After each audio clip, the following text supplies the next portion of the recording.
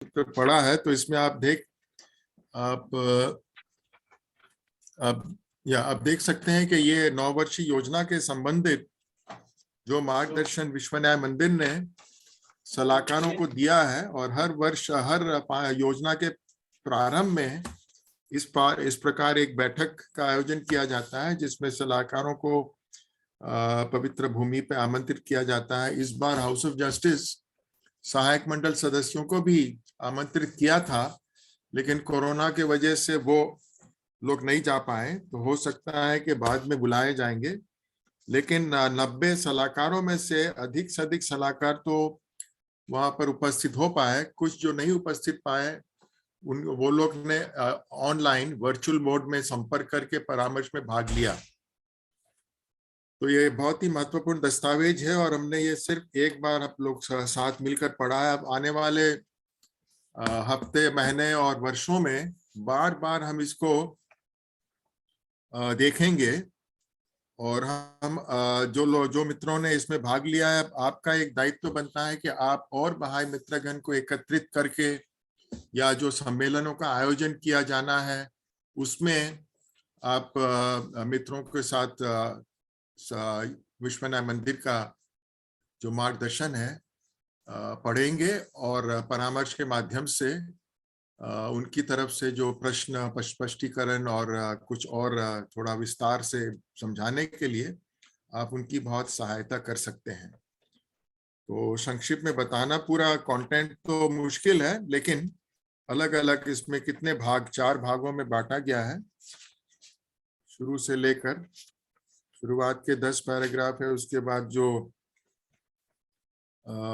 विस्तृत जो नहीं शुरुआत, हाँ इसमें नहीं, हाँ पहला 4 पैराग्राफ, उसके बाद मूवमेंट ऑफ क्लस्टर्स, क्लस्टरों की प्रगति, फिर उसके बाद जो अग्रणी क्लस्टर्स हैं उससे क्या सीख प्राप्त हुई है, फिर हमारी जो शैक्षिक प्रक्रिया और प्रशिक्षण संस्थान के संबंध है, फिर उसके बाद जो प्रशासनिक संस्थाओं में जो वृद्धि की आवश्यकता है और हर स्तर पर वो, और फिर लास्ट में एक ऐतिहासिक मिशन। तो इस तरीके से ये पत्र को विश्व न्याय मंदिर ने इन भागों में प्रस्तुत किया है, और हर गद्यांश में बहुत सारे महत्वपूर्ण विषय को लिया है जिस पर उन्होंने हमें मार्गदर्शन दिया है। तो साथीगण, हम अपने अपने सबसे पहले तो अपने जो क्लस्टर की वास्तविकताओं है उसको अच्छी तरीके से समझें।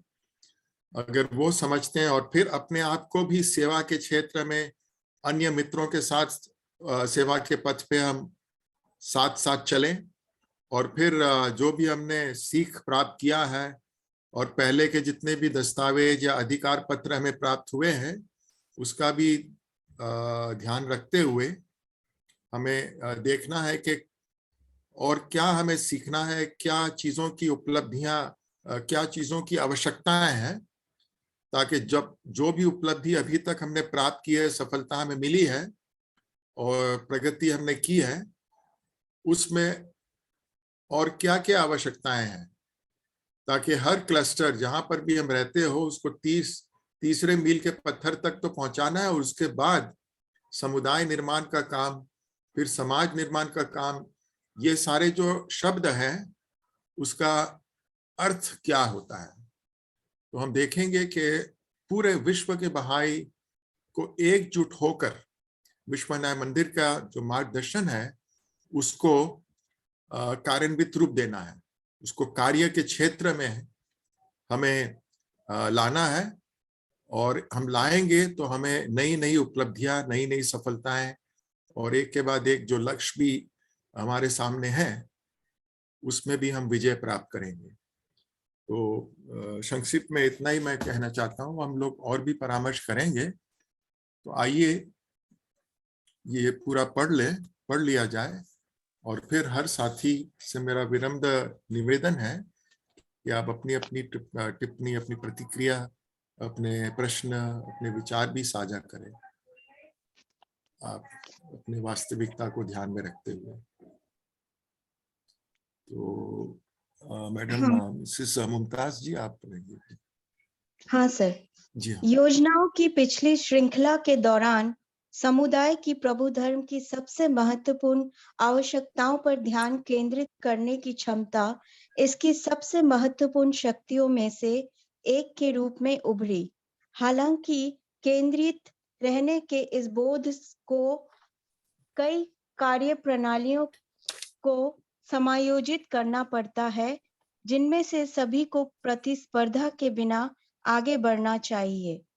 इसके लिए एक विस्तारित दृष्टि, सह अस्तित्व की अनिवार्यताओं की एक सूक्ष्म समझ, अतिरिक्त लचीलापन और उन्नत संस्थागत सहयोग की आवश्यकता है। हम जानते हैं कि प्रभु धर्म के संसाधन सीमित है और व्यक्ति अपने समय पर कई मांगों का अनुभव करते हैं, लेकिन जैसे-जैसे योजना एक निश्चित स्थान पर अनावृत होती है और सेवा करने के इच्छुक लोगों में वृद्धि होती है, एक समृद्ध और जीवंत बहाई समुदाय के जीवन के विविध पहलू कदम दर आगे बढ़ते हैं और प्रभु धर्म की समाज निर्माण शक्ति चमक उठती है। एक जी ऐतिहासिक मिशन सॉरी हाँ जी हाँ पढ़ मैं आगे हाँ पढ़ जी हाँ पढ़ लीजिए। हम आशा करते हैं कि इन पृष्ठों में आप पर ये प्रभाव डाल पाए होंगे कि बहाई समुदाय की वर्तमान क्षमता ने कार्य करने के लिए एक सुसंगत रूपरेखा के पालन के माध्यम से प्राप्त किए गए अनुशासन के साथ इसे अपने सभी संसाधनों, आध्यात्मिक के साथ-साथ भौतिक को व्यापक कठोर परीक्षा के लिए तैयार किया है।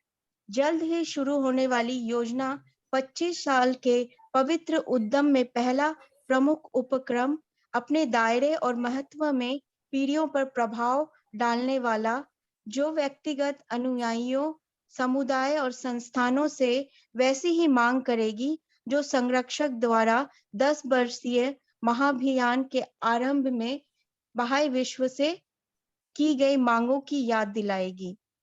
यदि सर्वशक्तिमान ईश्वर की कृपा से मित्रों को वीरता की ऊंचाइयों तक, जिस पर उन्हें अब पहुंचने का आह्वान किया जा रहा है, पहुंचने में सफल होते हैं, तो इतिहास निश्चित रूप से उनके कार्य को इस प्रकार सम्मानित करेगा, जो रचनात्मक युग की प्रथम शताब्दी को सजाते भव्य कार्यों को दिए सम्मान से कम चमकदार नहीं होगा।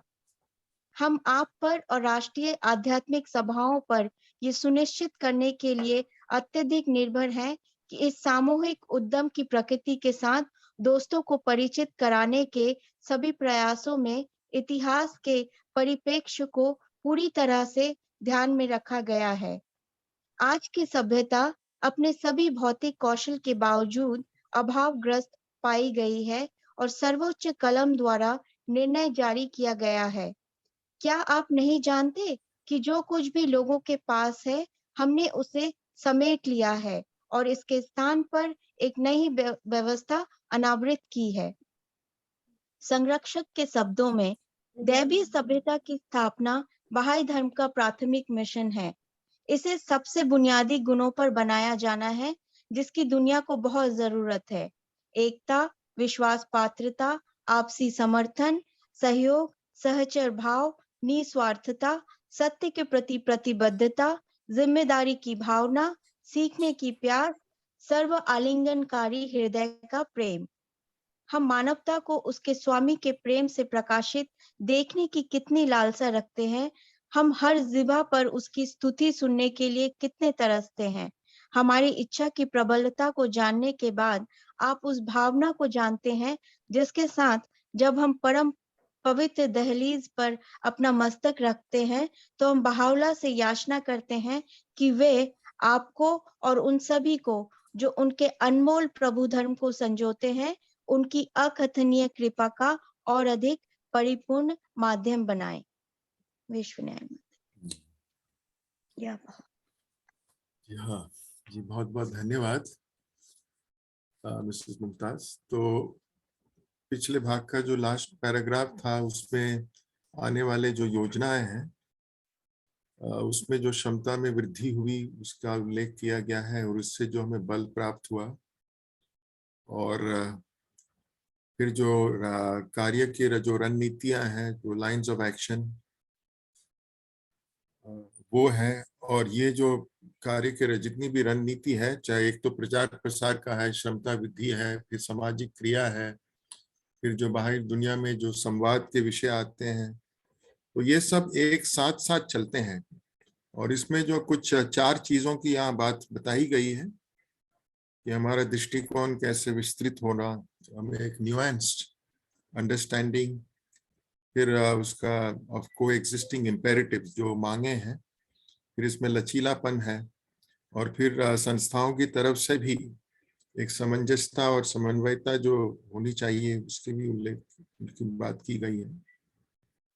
और फिर विश्वनाथ मंदिर कहते हैं हम जानते हैं कि हमारे प्रभु धर्म के जो साधन जो है वो सीमित है, और जो अनुभव और सीख हमें प्राप्त हुआ है वो हमारे पर काफी अपेक्षाएं जो है, जितनी हमारी क्षमता है उससे अधिक होगी, समय की दृष्टि से देखें और साधन की दृष्टि से देखें। परंतु इसके बावजूद जैसे जैसे ये योजना जो आरंभ होने जाना है वो आगे माने फलीभूत होने लगेगा, इट विल स्टार्ट अनफोल्डिंग। तो विश्वनाथ मंदिर का पूरा विश्वास है कि सभी लोग एकजुट होकर एक समृद्ध और जीवंत समुदाय के निर्माण के लिए अपनी सेवाएं देंगे, और इस तरीके से समाज निर्माण का जो कार्य है, जो हमारे प्रभु धर्म के में जो शक्ति है वो दिखाई देने लगेगा, इट विल शाइन फोर्थ, प्रकाशित होगा। ये मैं अपने संक्षिप्त में बता रहा हूँ। यहाँ पर विश्वनाथ मंदिर के जो शब्द हैं उसको ही मैं सरल करने की कोशिश कर रहा था। तो और ऐतिहासिक जो मिशन है हमारा, तो हाउस ऑफ जस्टिस लिख रहे हैं कि पिछले जो 13 पृष्ठों में हमने आप पर अच्छी तरीके से आपको प्रभावित किया होगा, आपने जो अध्ययन किया है। तो वो तो निसंदेह ये सत्य है कि हम सब जो अध्ययन कर रहे हैं साथ मिलकर हम बहुत कुछ सीख पाए हैं, बहुत कुछ जान पाए हैं। और एक अनुशासित तरीके से अगर हम एकजुटता को ध्यान में रखते हुए जो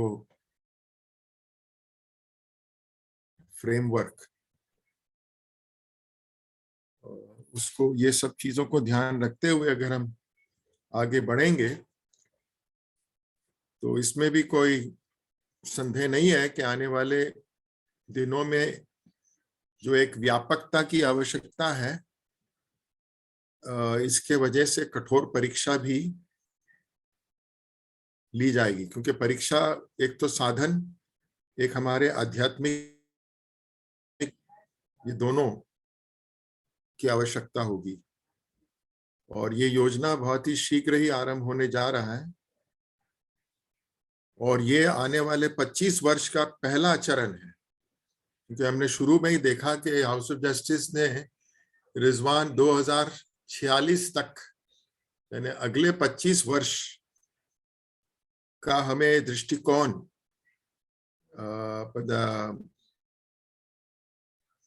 कहा गया है। तो आप सोचिए थोड़ा, एक क्षण भी हम रुक के अगर सोचते हैं कि आज हमारे जितने भी बच्चे नैतिक कक्षाओं में आते हैं, वो बच्चे 5 साल, 6 साल, 8 साल, फिर हमारे जो किशोर किशोरियां हैं 12 साल के, 13 साल, 14, 15, 16, अब आने वाले 25 साल में ये लोग कहाँ तक पहुंचेंगे। तो अगर वो प्रभु की वाणी, बहाउल्लाह के प्रकटीकरण को अच्छी तरीके से समझ पाते हैं और जो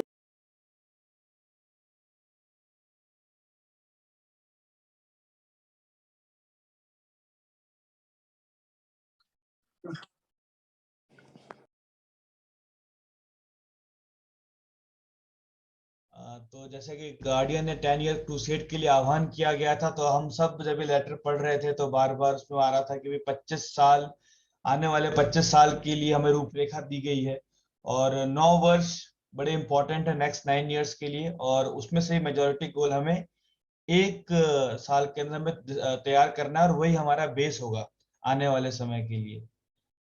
तो जैसे डिमांड की गई थी, 10 सालों में काम हुआ था 10 ईयर क्रूसेड के लिए, उसका पूरा जो प्रभाव था पूरे विश्व में पड़ा था, और जो ब्लेसिंग आई थी जिन लोगों ने उसमें किया था, हम आज तक उनकी वीरता किससे पढ़ते हैं।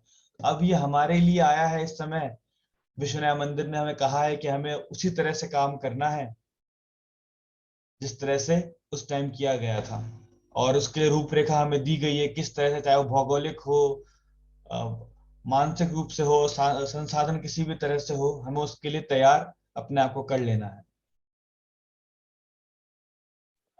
अनुज, जो लास्ट टाइम तुम बोले जैसे 10 साल का जो अपनों को प्लान दिया था हाउस ऑफ दृष्टि, मतलब क्रूज बुक का जो साइकिल थी उसके लिए है ये, उसी से बेस्ड है? क्रूसेड शोगे अफेंदी ने कहा था ना 10 ईयर क्रूसेड के लिए, जब उन्होंने कहा था उसके अंदर 10 साल के लिए पूरा प्लान दिया गया था शोगे अफेंदी के टाइम पे, उसका है ये। अच्छा, ओके।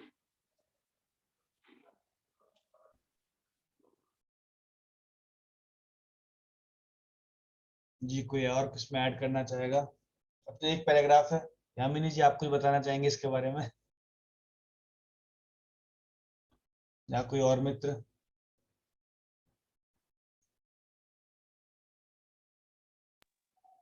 ये जो 10 साल में से 1 साल है, क्योंकि पहले तो ये 10 साल का प्लान होना था, बाद में उन्होंने उसको 1 साल को अलग किया और 9 साल को अलग करके ये 10 साल का प्लान होगा। तो ये 1 साल जो एक्चुअल हमें दिया था, तो पिछले 25 सालों में जो कुछ हमने करना था उसमें से जो चीज बाकी रह गई थी, तो उसको पूरा करने के लिए एक्चुअली 1 साल दिया है। तो ये साल बहुत, अभी 6 महीने या 3 महीने ही शायद रह गए हैं, लेकिन ये बहुत ही एक्चुअल क्रूशियल था कि जैसे हमें सभी को बोला था कि 3rd माइलस्टोन तक बहुत सारे क्लस्टरों को जो हमारा नंबर तय था वहां लेकर जाना है, क्योंकि बीच में कोविड की वजह से जो कुछ हमें करना था एक्चुअल बहुत सारी अलग बाधाएं आ गई। ठीक है, हमने और कुछ बहुत सारी नई चीजें भी सीखी, लेकिन जो हमारे गोल थे वो पूरा करने में हम कुछ क्लस्टर्स पीछे रह गए थे। तो उनके लिए ये 1 साल एक्चुअल एडवांस दिया गया था कि वो फिर से जो कुछ गोल था वो पूरा करें। हाँ जी साथीगण, अच्छा हमारे वो ये कुछ तकनीकी प्रॉब्लम के लिए मैंने दोबारा कनेक्ट किया है, तो आप कुछ विचार साझा कर रहे हैं? जी हाँ, वो मैं वैसे हम लोग कुछ फिर हद तक। दोबारा से एक फर्स्ट पैरा पे डिस्कस कर रहे थे, अभी जो पहला हाँ पैराग्राफ। हाँ हाँ, जी जी जी जी, बताइए।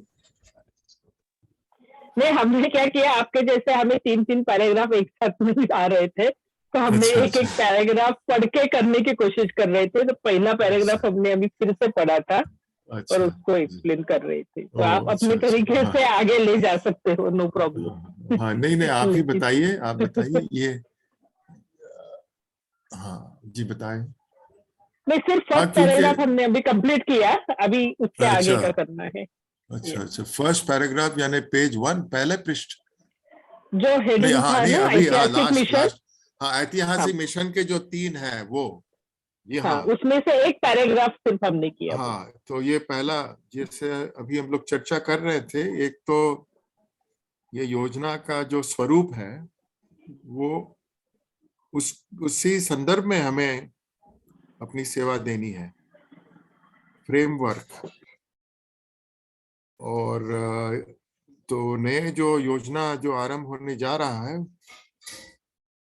उसका जो दृष्टिकोण है वो भी आने वाले 25 वर्ष तक चलेगा। फिर 10 वर्षीय जो महा अभियान जो था, शोगी अफेंदी ने 1953 में लॉन्च किया था, और उस समय उन्होंने किस तरीके से पूरे विश्व के बहाई, उस समय तो 1953 में मुश्किल से पूरे विश्व में लगभग 1 लाख बहाई थे, और अधिक से अधिक उसमें ईरान में थे। लेकिन शोगी अफेंदी ने सभी, और उस समय जब आरंभ में सिर्फ 12 राष्ट्रीय आध्यात्मिक सभाएं थी और 1953 में तो सिर्फ 19 हैंड्स ऑफ द कॉज थे जी।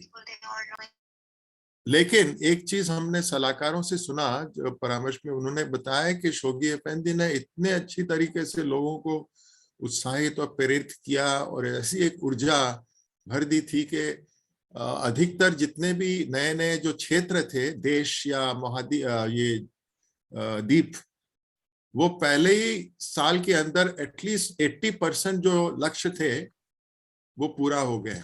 पायनियर्स और जो लोग पहली बार एक नया क्षेत्र प्रभु धर्म के लिए जहां प्रचार प्रसार का काम शुरू किया, वो लोग को शोगी अफेंदी ने एक उपाधि भी दी, नाइट्स ऑफ बहाउल्लाह। तो इस तरीके से, क्योंकि एक लक्ष्य ये भी था कि कोई भी ऐसा देश या द्वीप जिसका उल्लेख अब्दुल बहा ने अपने दिव्य पार्टी में किया हो, वो बहाई यानी बहाई शिक्षाओं से वंचित न रहे। तो एक ऐसा, तो एक के बाद ये लक्ष्य तो उन्होंने पूरा किया। फिर बाकी भी, तो जब शोगी अफेंदी का स्वर्गारोहण 1957 में हुआ तो 10 वर्षीय योजना के बहुत सारे लक्ष्य उन्हीं के शासनकाल में ही पूरे हो चुके थे। और हम जानते हैं कि अहमदुल बहा ने बताया भी है कि 4 नवंबर को जब वो शोगी अफेंदी को सुबह जगाने गई तो देखा कि अभी भी शोगी अफेंदी सोए हुए हैं और लग नहीं रहा कैसे। फिर जब वो नजदीक से गई तो फिर उनको पता चला कि अब तो शोगी अफेंदी नहीं है, उन्होंने अपने आत्मा ने उड़ान ले ली। और उन्होंने देखा कि टेबल पर एक बहुत बढ़िया नक्शा बना रहे थे। फिर शोगी अफेंदी ने सिनॉप्सिस किताब अक़दस का जो संचरित का जो है वो भी दायित्व उनका था, उसका भी उन्होंने काम करके रखा था, टेबल पर था। तो ये चीजों को मिली और तुरंत फिर उन्होंने फिर अपने राष्ट्रीय आध्यात्मिक सभा यूके और बाकी जो धर्म भुजाएं उनसे संपर्क किया।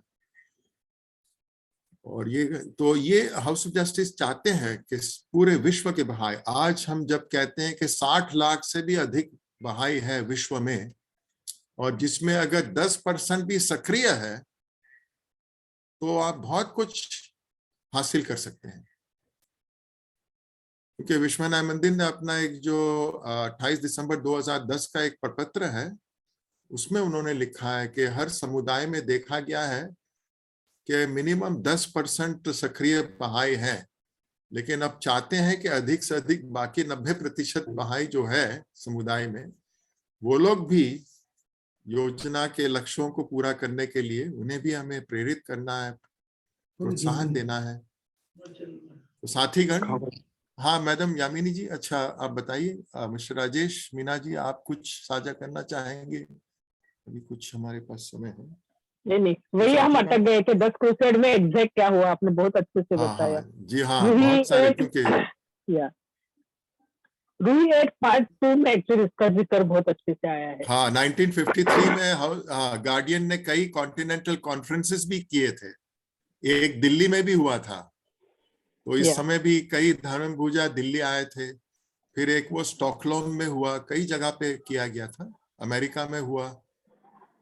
तो और फिर शोगी अफेंदी ने कहा था कि जब 5 वर्ष पूरा होगा तो 1958 में भी इस तरीके से कॉन्टिनेंटल कॉन्फ्रेंसेस करने हैं। और फिर जो इंटरनेशनल बहाई काउंसिल है, उसका भी उन्होंने कहा था कि चुनाव के माध्यम से करना है। तो 61 में चुनाव हुआ और 62 में भी चुनाव हुआ। तो 61 में जब चुनाव किया गया तो उसमें 26 राष्ट्रीय आध्यात्मिक सभाओं ने भाग लिया था, और धीरे धीरे इस तरीके से 1963 तक 56 राष्ट्रीय आध्यात्मिक सभा स्थापित हो चुके थे। महाअभियान के शुरुआत में सिर्फ 12 राष्ट्रीय आध्यात्मिक सभाएं थी, और ये 56 राष्ट्रीय आध्यात्मिक सभा के सदस्यों ने पहली बार विश्व न्याय मंदिर के सदस्यों का एक जो आध्यात्मिक तरीके से धर्म भुजाओं ने जिस तरीके से मार्गदर्शन दिया, उन्होंने चुनाव किया। और एक बहुत ही महत्वपूर्ण और ऐतिहासिक बात यह है कि धर्म गुरुओं ने कहा कि हमें वंचित रखे, यानी जिन सदस्यों जिनके हाथ में पूरी सत्ता थी, पूरा बहाई, विश्व का बहाई उनके कंट्रोल में था, वो लोग ने ऐलान किया कि हमें विश्व न्याय मंदिर के सदस्यता से वंचित रखा जाए, क्योंकि हम जो शोगी अफेंदी ने हमारे पे दायित्व दिया है, हम उस कार्य को करें। तो हम जानते हैं वो अब इतिहास है, और जो हम लोग ने जो झलकियां देखी है, डॉक्यूमेंट, वो भी हमारे सम्मेलनों में हमें दिखाना है। उसमें भी बहुत सुंदर तरीके से बताया गया है कि कैसे हमारी मूल गतिविधि को उस ऐतिहासिक घटनाओं से भी जोड़ दिया गया है। फिर बाहर की दुनिया में जो परिस्थितियां हैं उस पर भी वो लोग आपस में परामर्श और वार्तालाप करते हैं। और वो सारी जो झलकियां हैं कितने 6 भाषाओं में है, इंग्लिश, फ्रेंच, अरबी, हिंदी, स्पेनिश और हाँ ये 4-5 भाषा में है।